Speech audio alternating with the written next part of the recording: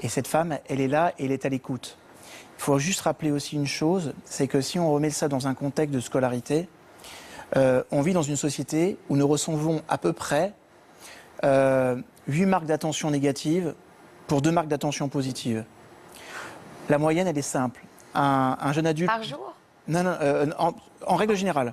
Ça veut dire quoi? Ça veut dire que on va pointer 8 fois du doigt ce que je fais pas bien pour 2 fois ce que je fais pas bien. Et la moralité de l'histoire, c'est que à 20 ans, un jeune adulte a reçu près de 22 à 26 000 heures de marques d'attention négatives.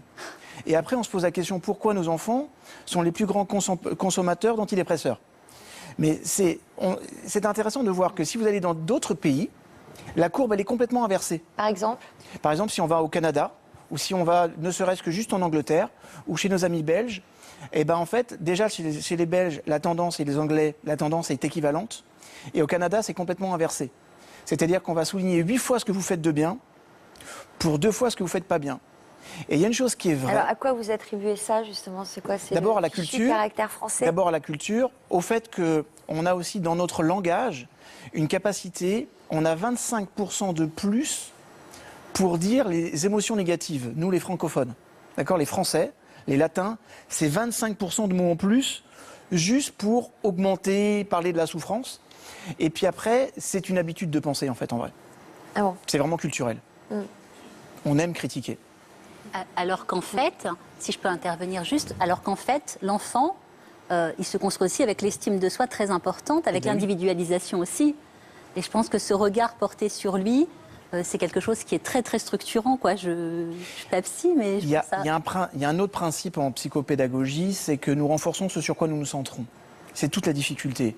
La difficulté aujourd'hui, c'est que quand la plupart du temps, un enfant apporte un carnet à sa mère ou à son père, les notes, c'est bien 10 secondes et le c'est pas bien 2 heures. Ouais, c'est vrai.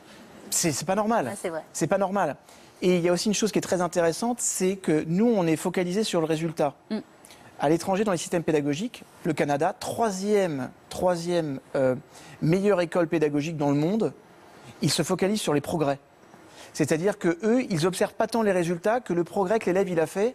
Et ça, c'est hyper valorisant parce qu'en fait, quand un élève il a passé de 3,5 à 4,5, nous, on va dire « t'es nul ». Mais là-bas, on lui dira « t'es passé de 3,5 à 4,5, tu peux progresser, c'est bien, continue comme ça ». Concernant Marie-Chantal, donc vous diriez quoi? Moi, je dirais qu'en fait, elle a eu la chance de rencontrer une personne qui s'est intéressée à elle, mais qui lui a permis de porter, qui lui demandait d'être positive. Et lui, en fait, elle avait besoin d'un modèle. Et les professeurs que nous avons adorés tous étaient pour nous des modèles, mais pas des modèles dans leur matière, des modèles humains. Ça aussi, c'est important. Les professeurs qu'on aime, on les trouve pas, on les aime pas parce qu'ils sont super en maths. On les aime parce qu'ils ont su nous écouter, nous aider, outrepasser nos difficultés et puis nous valoriser. Et comme le disait très bien Stéphanie, on a envie de grandir avec des professeurs qui nous donnent envie de nous aimer nous-mêmes. Voilà. L'estime de soi, c'est ce dont l'être humain a le plus besoin. Estimer, ça vient de estimare, et estimare, c'est 2 notions. La première, donner une opinion, et la deuxième, donner de la valeur. Je vous donne un exemple. Je pourrais vous dire, je trouve que l'éducation française manque de positif. Je donne une opinion. J'estime que l'éducation... ok. Je peux dire, ce bien, je l'estime à X millions d'euros. Je donne de la valeur. Donc l'enfant, en fait, en permanence, il attend une chose des figures parentales, c'est qu'on donne une opinion sur ce qu'il est et qu'on lui donne de la valeur. S'il reçoit une opinion positive, il a une bonne image de soi. Si on lui donne de la valeur, il a un bon amour de soi. Amour de soi, image de soi, ça favorise la confiance en soi. Et ce sont les 3 piliers de l'estime de soi.